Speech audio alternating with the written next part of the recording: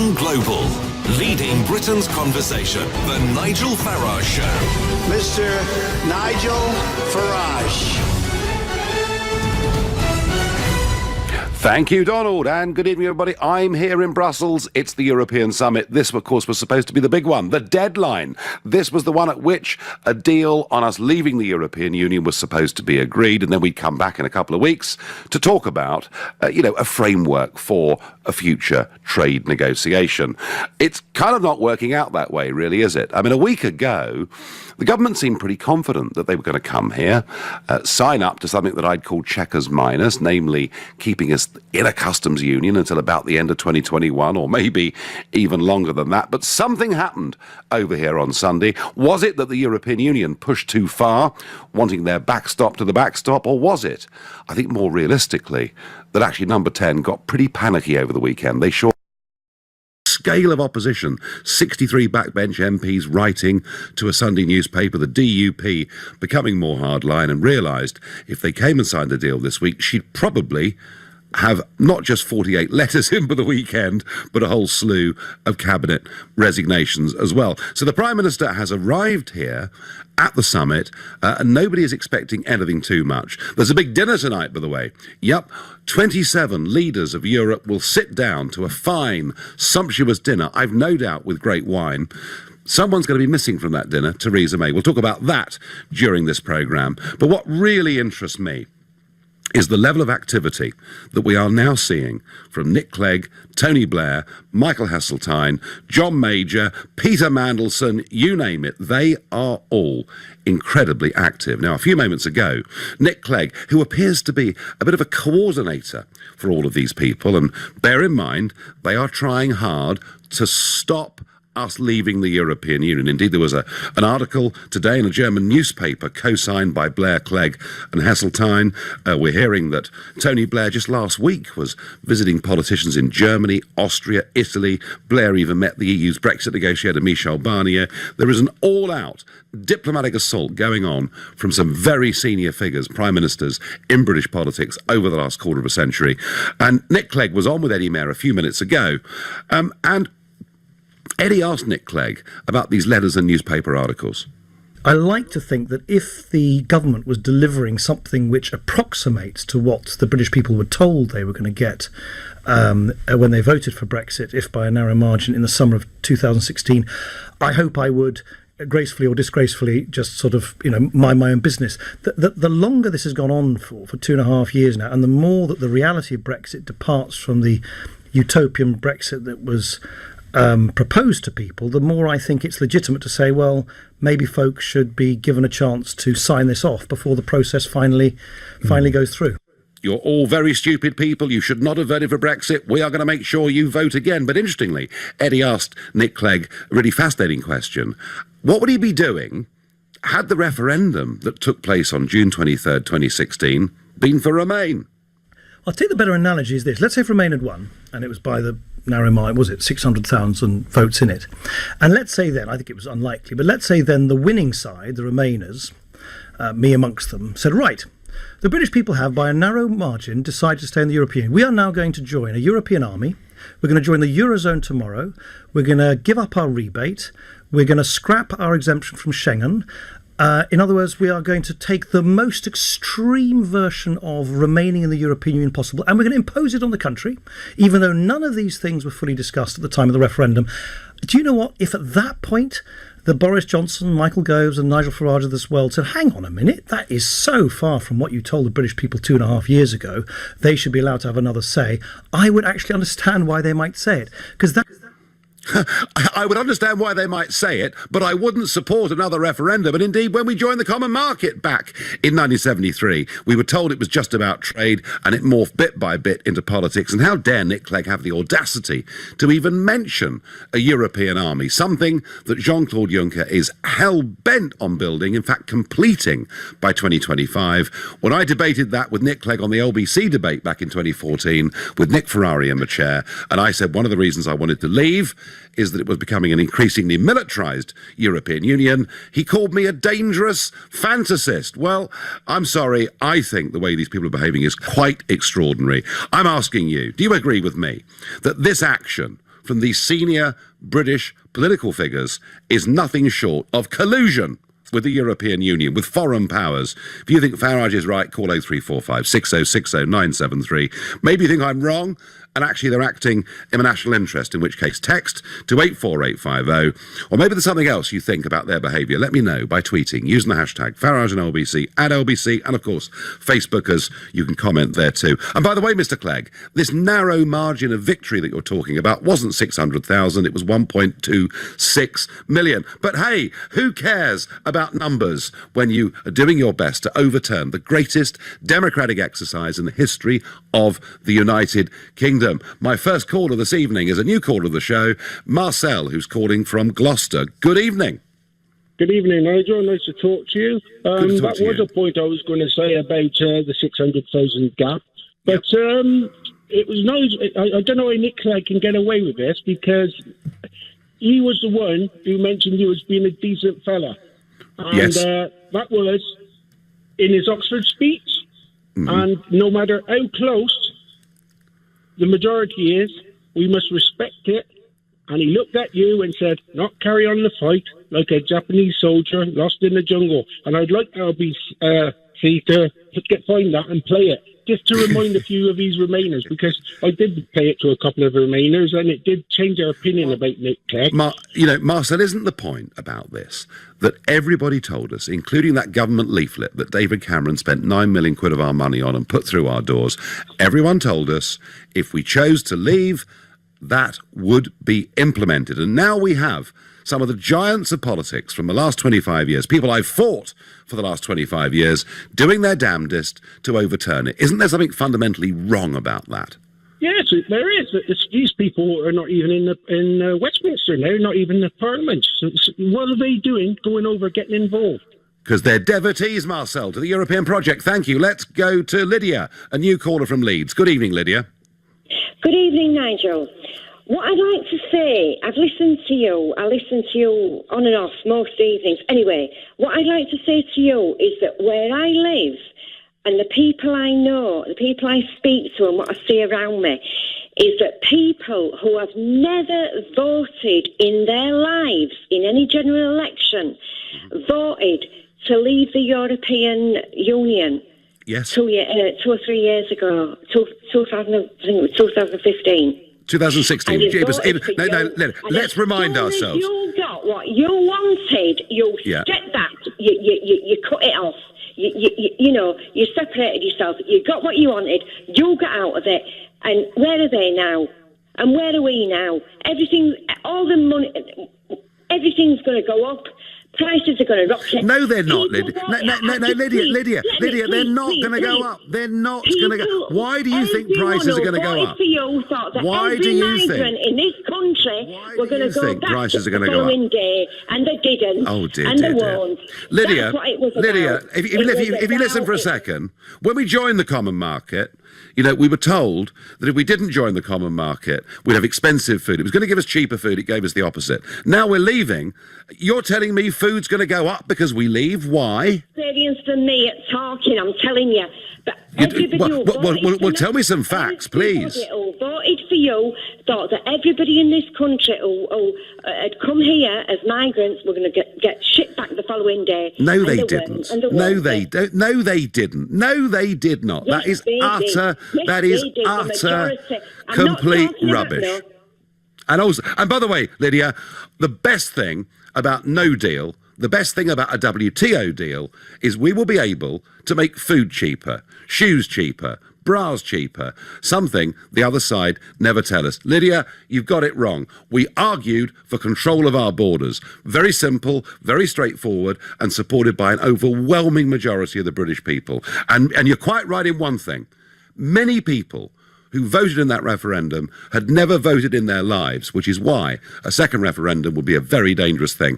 I'm going to go to Adam, who's calling from Westminster. Adam, do you think that the Cleggs and the Blairs and the Majors and the Heseltines, do you think they're colluding with a foreign power, or are they actually acting to save us from ourselves? I think that quartet that you have just mentioned, Mr. Farage, and good evening to you, sir. Good evening. They good should evening. seek urgent medical attention because they're obviously a bit bonkers. What they don't seem to understand, and I'm glad that gentlemen like yourself who initiated this whole process, and thank you very much, thank goodness there's people like you who can actually speak to the common man and woman in the street, and people like myself can absolutely resonate and concur with what you're saying. This establishment just cannot understand how we had the temerity to do something which they didn't like. Absolutely. Now then, at the end of the day, we didn't vote for a type of Brexit. We voted in or out. It wasn't type of Brexit A, B, C, or D. And they can't handle it. And I'm glad people like yourself, Nigel, and I can't say it enough, torment the living daylights of these absolute lunatics who are trying to usurp the will of the people, and they never will. Well, I have to say, Adam, I think what they're doing is an absolute disgrace. I think it devalues democracy, and in particular, those people who'd never voted before in their lives that went out in this referendum, which is what made it the greatest exercise in democracy, in the history of our country. And I think to put them back to the ballot box before Brexit's even been enacted, I think would be very, very damaging for democracy and very damaging for our nation, Adam.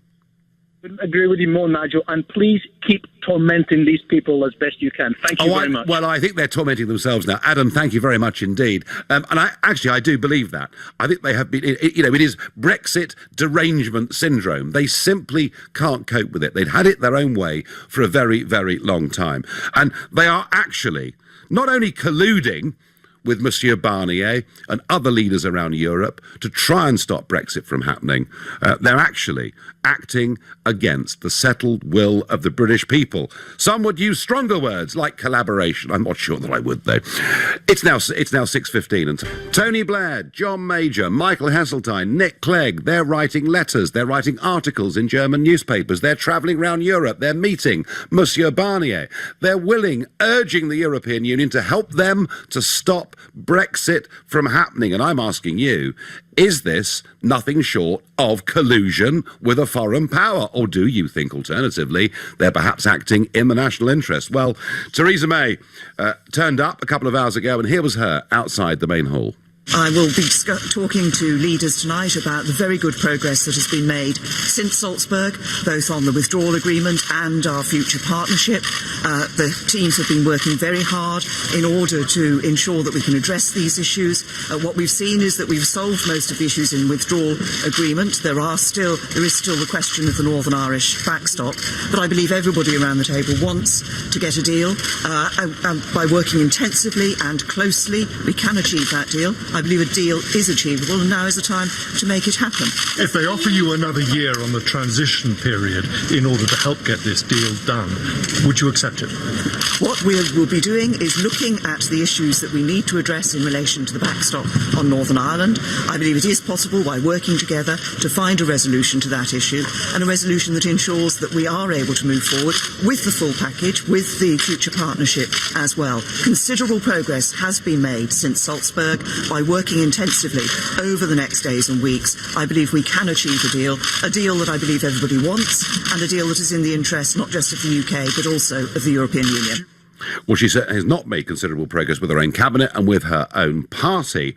And isn't it interesting when she's asked, what about another year on a transition? And she doesn't give an answer at all. And I've said from the start that transition was the trap. Article 50, that 2-year process, that was supposed to be the transition.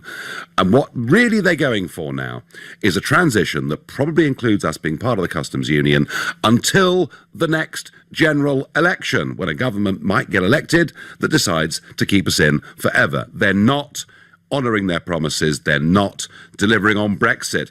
And tonight, I tell you something, I mean, they were rude to her at Salzburg, but she's not exactly going to be made to feel very welcome this evening. So the 27 of them are having a grand dinner. Now, look, I've been to a few of these over the years here. Believe you me, not only is the food top-notch, the wine is out of this world. And I think under Mr. Juncker's orders, they make sure the glasses are filled up all the time. Because the fact is, folks, you're paying for all of this out of your taxes. And yet, can you believe the insult the British Prime Minister is going to be allowed to address them before the dinner. They all go off then to have dinner, leaving Theresa to pop round to the local kebab shop. I mean, at no point in this process do they do anything other than treat the leader of our country in the most humiliating way. I'm not a fan of Theresa May, but to see the leader of my country being treated like this, I think it's absolutely appalling. Right, back to this sort of gang of four, really, I guess is what we can call them. I'm talking about Blair, Major, Clegg and Heseltine. Are they colluding or are they acting in our own interests to save us from our own stupidity? What does Jeff in Hedge End make of it? Jeff, good evening. Good evening. Yeah, nice to talk to you. Well, you've used the word collusion and collaboration, but I'd go a bit further. I find their behaviour actually treasonous. They're actually working against us. Yeah, I think they're working against the will of the English people, British people. I cannot understand what they're up to. I mean, they seem to know nothing whatsoever about negotiation. They keep responding to the EU instead of making our own demands. Well, I tell you what, one person, Jeff, who was absolutely useless at negotiating with the European Union was Tony Blair. No. What David would argue that his best efforts were overawed by Ollie Robbins and the civil service, and and one day we'll find out the exact truth of what's happened here.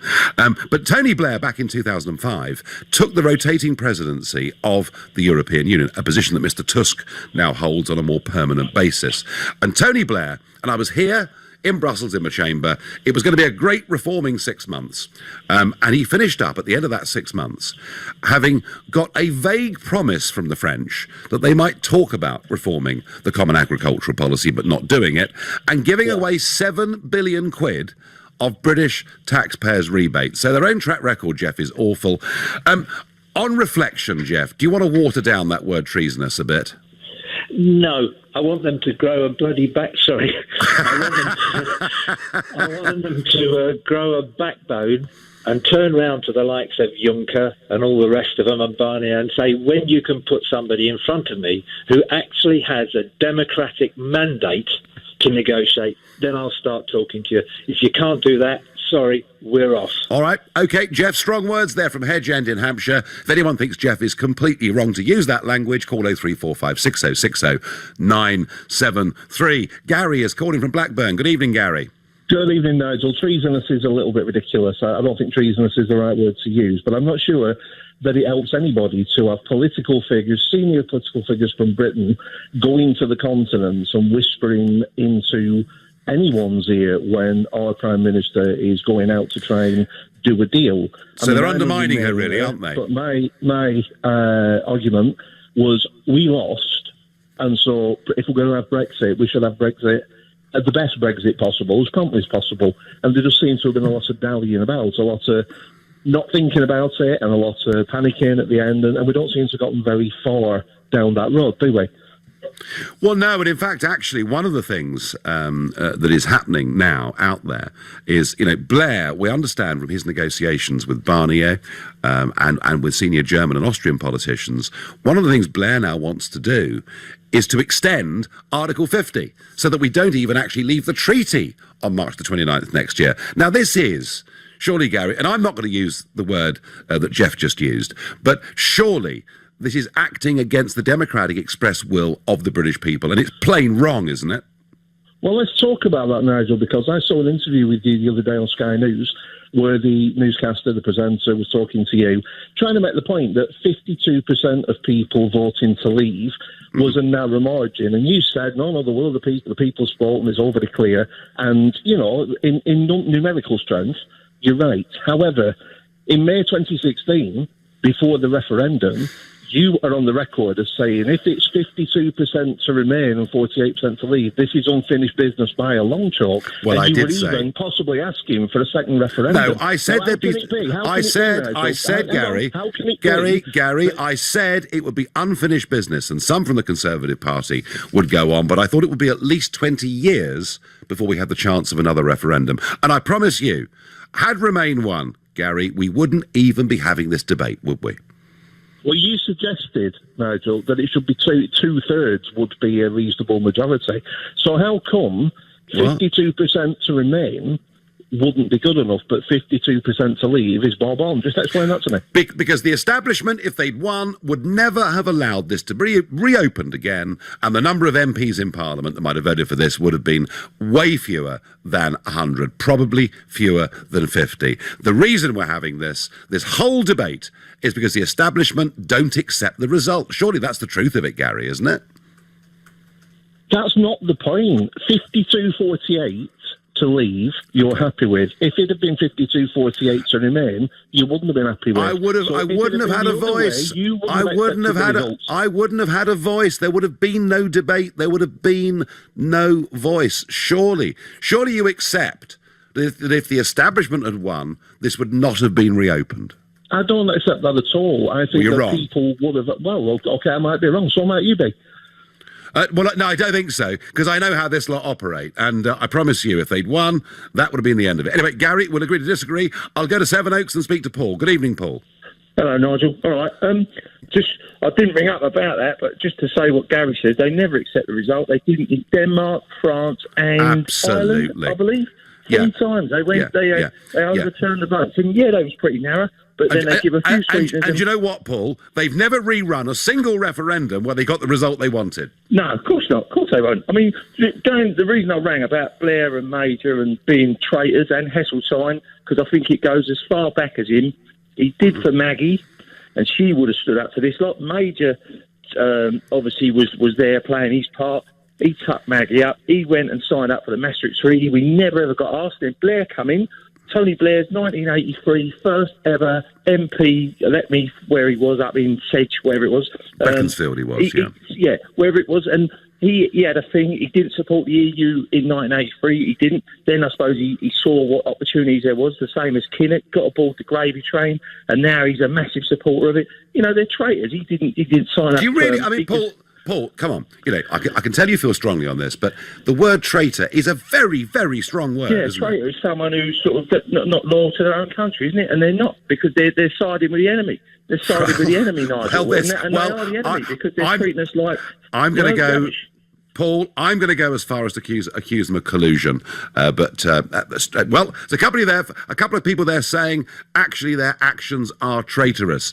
Please tell me they're wrong. 0345 6060 973. You're listening to the Nigel Farage Show exclusively on BBC, and it's now 6:30. And Mrs. May having a tough night in Brussels, not even invited to dinner, but told to go to the local kebab shop round the corner. That's how we're being treated here. There is not going to be any agreement here at what was supposed to be the deadline summit, though we know the direction of travel that this Prime Minister wants. She wants, and it basically is happy to have an extended transition period to keep us in the customs union.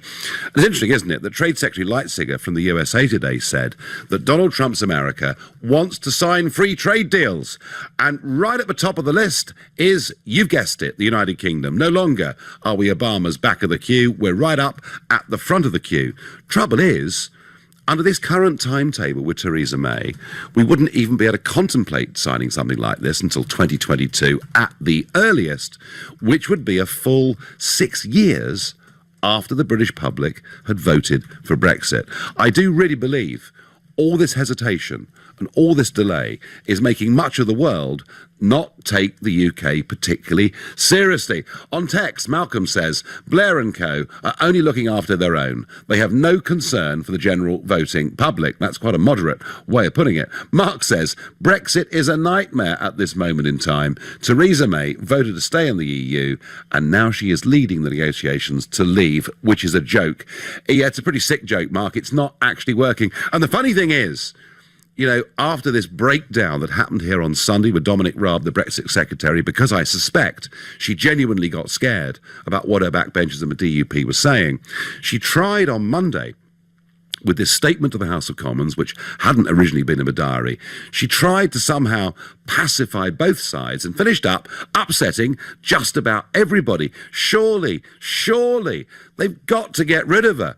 Haven't we got to have a Prime Minister that actually believes in Brexit? Anyway, as for our friends, Blair, we've got Clegg, we've got Heseltine, we've got Major. They're openly colluding with the European Union and other governments to overturn the will of the British people. I think it's a disgrace. What do you think? What does Chris in Reading think? Hi, I believe they're traitors, and do you know, I would love it if UKIP got into power and brought back the death penalty. The death penalty? Yeah, the death penalty. It wouldn't be just them on it either. Right. Well, I certainly... You would in the Second World War. It would have happened in the Second World War, wouldn't it? Well, I guess the counter-argument, Chris, is that we are still members of the European Union and therefore they're fully entitled to go and speak to them. I suppose that is one argument. But you clearly feel incredibly strongly about this. Well, absolutely. And what you said earlier was partly why I was going to ring up, actually. The Nick Clegg, who called you more or less a conspiracy theorist about the European army. Yep. I'm surprised he hasn't really backtracked, you know, and actually said, you know what, I don't want to be part of this EU because of the European army. But no. And what's happened to Greece? No. That goes to show you his level of morals. He hasn't got any morals. He's got no morals. Well, I think these people are fanatics, Chris. That's the point. They are fanatics about the European project and about building it. And they always tell us that the European Union has brought peace. And I think to myself, well, here they are building a European army. Here they are still with an expansionist policy. And they also want to remove veto over areas like foreign policy. I actually think in the years to come it could become quite dangerous, though I'm pleased to say, Chris, and this will cheer you up, an opinion poll published today from Italy shows that now only 44% of the Italian public think being in the European Union is worthwhile. That figure is even lower than the United Kingdom. And here's the funny thing. Here we are battling, Chris, our ex-senior politicians battling to keep us in. Much of the rest of Europe is beginning to reject it, isn't it? Well, absolutely. And you know what the funny thing is? There's so many the people I know who voted Remain, they did because there were so many lies. And I still have a laugh with some of those people. You know, what happened then? What happened with all the world falling in? It didn't happen, did it? No. They were fed those lies. And there were people that said, oh, I'd love to vote to leave, but they didn't because of the lies. Yeah, and do you know, Chris, one last point about these four gentlemen that I'm talking about tonight. You know, three of them were strong advocates for us joining the Euro 20 years ago and told us that ruination would come to our islands if we didn't. Chris, I thank you for your call and your incredibly strong opinions. Vincent Exeter says, like yourself, I'm not a fan of Mrs May and her handling of Brexit, but I'm furious that the EU have excluded her from tonight's dinner. It's beyond childish. Yes, and the Brits are picking up much of the bill for it too. It's outrageous. I'm going to go to Michael, who's calling from Hitchin in Bedfordshire. Hi, Michael. Good evening. Oh, hi, Nige. How are you? I'm all right. I'm probably having a better evening than Mrs May is, I'll have to say that. So what about the behaviour of Blair and Heseltine? Well, I mean, I'm a veteran after serving over 22 years in the forces. I'm really going to sort of put you from my point of view. I've done 2 tours of Northern Ireland. I went to Iraq and I went to Afghanistan. And as you can imagine, I don't think anybody in Northern Ireland want to go back to the good old bad days, as we call it.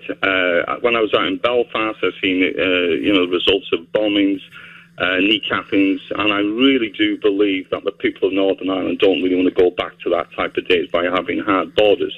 Let's go on to Well, Michael, just one second. You know, I utterly reject the idea that because we're leaving the European Union, there would need to be a hard border. Do you know, at the moment, there are excise duty differences between Northern Ireland and the Republic, but just as, and I was talking today to a guy who actually 30 years ago set up the arrangements between Canada and the United States of America. And you don't in the modern world have people stopping lorries and checking all the goods. Everything is done online. There's no need for a hard border at all. But Michael, go on with your next point, please. Yeah, and I really want to go on to Tony Blair. We went in in 2003. We were part of 7 Armoured Brigade, and I'll tell you this now, Nigel. None of us knew in 7 Armoured Brigade whether we were going to go or not. And it wasn't until, I think it was on January or February, 1 minute I was on the Rangers at Tona, next minute I was flying into Kuwait. We just did not know at anything. So when you get people like Tony Blair saying that, listen to me, I really don't believe him at all what he's going to do, because I think he'll just sell us down the line. And in respect to, I love this nation. I love this country. We're such an open country. And I do believe people living in a bubble in London, because outside London, you really have got a staunch sort of Leave support. And until people understand that, absolutely. they're just going to be... Yeah. Do you know, Michael, the last few weeks I've been going out around the country and doing public events, and I've never seen English people at public events screaming and shouting and believing something as strongly as they do. And the reason is, what we're debating here with Brexit now, it isn't just the issues, it's the fact that we voted for something that we believe we were going to get. And now we've got people like Blair that want to take it out of our grasp. But it makes us mad, doesn't it? Yeah, absolutely. And if I could just speak, there's a lot of veterans out there who take the same side as you. There is so much support from veterans who just want to get out, because we've laid our lives on the line. We've put our lives. We've done tours of Northern Ireland. We've been to Iraq. We've been to Afghanistan. Yeah. And we thank you for it, Michael. We really genuinely do. I promise you we do. And we support. So when people who try to say to us, we did not know what we were doing in 2016, I just say, think again, please. I'd love to see you in a head-to-head with Tony Blair, Michael. I really would. Thank you very much indeed. Going to move on to Greenwich and speak to Marcus. Hi, Marcus. Good evening, Nigel. I'm a first-time caller to your show. Well, welcome. Thank you. So tell me, are they colluding with foreign powers, or do you think what they're doing is actually saving us from a great stupidity? No, Nigel, I think everyone needs just to take the heat out of this debate, for starters. They are private citizens who are entitled to their own opinion. Not necessarily have to say that I agree with them or disagree, but they can say what they wish. They have had a platform on the political stage in this country, and I think they're entitled to say what they wish. But they've still got a platform, because they can go and meet Monsieur Barnier, they can go and meet Matteo Salvini, they can go and meet Mrs. Merkel, can't they? If they're allowed to, if they're not turned away. I mean, look, all I'm saying, Marcus, is they're not really just private citizens, are they? No. Well, look, they've had their day in the limelight. They've had their say. They were elected in what way they could, or they're at least elected to certain levels of office when their time came. And yes, fine, they have a certain status, which obviously can add some clout. But I think you look on the other side. People are entitled to hear from other peoples and different opinions as they wish. But what I also wanted to ask you, Nigel, is you've obviously stated on numerous occasions how important this decision was and how much the referendum, the most single democratic exercise in British history. I get that. I'm not a British individual. I could vote in the referendum. I'm a German national. And I accept the result for what it is. And I don't believe that there should be a second referendum. However, I'd like to ask you, why are you so against having a potential extension of Article 50 if it means that both sides have more to... Please let me finish, sorry. Well, we're running out of time. We're running out of time, Marcus. If both sides have more time to finalise a deal which will be better in the better interest of both parties. Because, Marcus, what is happening here, they are trying to make sure that we're still part of the European Union at the time of the next general election, so they have a chance of keeping us in forever. That is why I'm opposed to it. You're listening to the Nigel Farage Show here on LBC. It's now 6:45. Well, Mrs. May is, as we speak, I think, talking to other European leaders, and they're going to go off for dinner, and she's been excluded, and then there'll be some bilateral meetings tomorrow, and then she'll come back to London. I'm with Theo Usherwood, LBC's political editor. What sort of reaction is she going to get when she comes back with no deal? Is it going to be seen that she hasn't given in to the European Union? Suddenly it's the heroine May again. Well, I think there's a degree now of scepticism on all sides of the House of Commons, especially within her own party, from the Brexiteers, who saw what happened at the weekend with Dominic Raab going to Europe, overruling the chief civil servant negotiator, Ollie Robbins, and saying that it simply wasn't good enough. They see that as a charade, that Mrs. May is trying to delay the inevitable. And what we've seen from Europe since then, and from the European leaders, is, well, Britain needs to come back, Mrs. May needs to come back with firmer proposals, change her stance. What we've not seen from Europe is, okay, well, we're going to give ground on this particular point of the backstop. That's not happening. Now, Mrs May has the chance to try and make her case to, and has made her case this afternoon to Leo Varadkar, the Irish Taoiseach, to Donald Tusk, the President of the Council, and Jean-Claude Juncker. But whether that's actually shifted the dial is very doubtful. And what they're saying to her is, you need to come back with a different proposal. You need to come back with something better. And so the fear many Brexiteers have is that simply by coming back and saying, well, we can't do a deal, that we delay it until December, and then Mrs May suddenly caves in, as she has done. They see it as she has done right throughout this negotiation process. Yeah, all the way through. They've pretty much got from it whatever they wanted, really. And what's interesting also this evening is that the government has submitted its view on a meaningful vote to the Procedure Committee of the House of Commons, saying that they don't think the motion on when she comes back with the final agreement should be amendable, i.e. there shouldn't be a meaningful vote. It is simply that the House of Commons has considered and agreed to the final agreement. Now that cuts both ways, because it was Dominic Grieve and the Remainers who were initially protesting that they wanted to vote it down if they didn't like it. But actually we could see quite a lot of pushback from the Brexiteers who say this isn't what we want either, because it's not actually honouring a commitment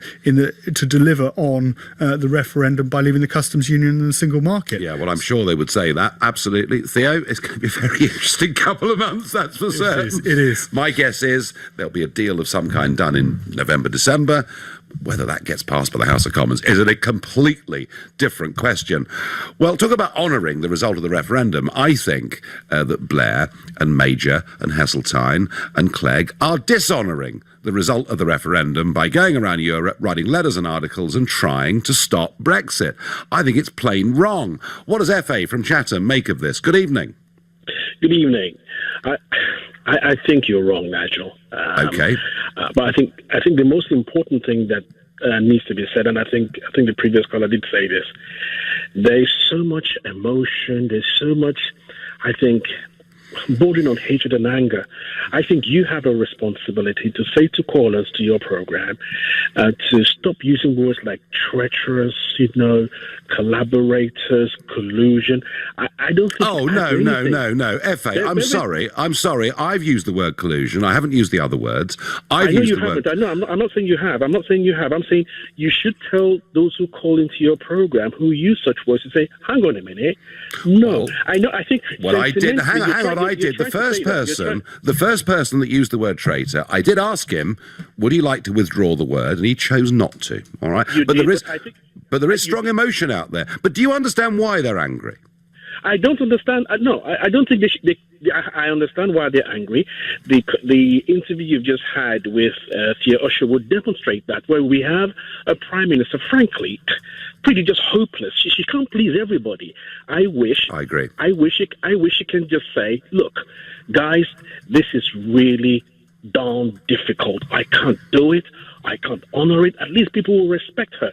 She's trying to have it both ways, which is why Remainers and Leavers are equally angry at the same time. Yeah. So, but I think the basic message should be, look, let's be civil in our discourse, because you never know. People are heated up in their arguments and they come up and they say things. So people might act on it. And I think I'm not saying you are encouraging them. I think you need to be much more forceful in saying to people, I'm sorry, you have the right to disagree with Tony Blair, Michael Heseltine or who whatsoever, but don't use these words about them. They're British. They have a point of view. I mean, I can't imagine anyone silencing you, Nigel. Even when we were within the EU, you kept on fighting your case. Credit to you. Others have the same right, like me, to continue to argue my case for us to remain. In a way, you've just made an argument that reminds me of what the Mayor of Manchester, Andy Burnham, said. Andy Burnham said, if people were asked to vote for a second time, it could lead to civil disorder. And that, to me, is a very good reason for honouring that referendum vote. Let's deliver the Brexit people voted for. And if a few years down the line, people want to reconsider it, they can. FA, I do take your point about language. Yeah, you know, there is a pretty febrile atmosphere out there. Now, I was in Bournemouth on Monday, where the crowd were going absolutely crackers, and my next caller is Philip, a new caller from Bournemouth. Philip, were you at that meeting, or did you hear about it? No, I wasn't. I'm afraid I was at work, but I did hear about it. There were a lot of angry people on the internet, but that usually is what the internet is all about. Sure, on both angry people. On both sides of the argument, actually. Yeah. And firstly, thank you for taking my call. Secondly, I find Nick Clegg slightly really just sort of disingenuous. For donkey's years, the EU has relied upon essentially voter apathy for any form of legitimacy in order to make laws and influence our lives. If you look at the average turnout stats across the entire EU, you're talking 30-odd%, mid-20s, 30%. Do you mean for European elections? Yes, I do. It's a little higher than that, but hey, it's low, yeah. Yeah, and then 70-odd something percent in the UK turn out and say, no more. We've had enough. And then suddenly we're all going around the houses having arguments about whether or not we knew what we voted for. I just find that the whole thing perplexing and bamboozling. And Nick Clegg rocks up on TV. You know, he's relied on that voter apathy for donkey's years and to earn a pretty good, serious pension out of it. Isn't it really declaring that interest every time? Isn't it condescending? Pension fund. Isn't it condescending? Isn't it insulting of these people to basically tell us that we didn't know what we were voting for? It's insulting to Dave from Sunderland and Tyne and Weir, and Dave is a first-time voter that's never voted in his life, and he's rocked up on polling day and decides, you know, I'm going to partake in this because I've read the facts and I've formulated an opinion. Yep. And then Clegg rocks up and says, and we all know, maybe... And you notice how they always use that number, 52 to 48. You know, the difference between one. They never use the number 1.7 million, do they? It's like the 1.7 million just don't really matter anymore. And I think I'll highlight one of the reasons why I voted to leave, or two reasons. Philip, I'm going to have to let you go. I'm going to have to let you go because we are out of time. But I do agree with sentiments that you express, and it is quite wrong of the way they're behaving, in my view. When I'm back tomorrow, I'll be here in Brussels. We'll see what breaks overnight. Maybe not very much.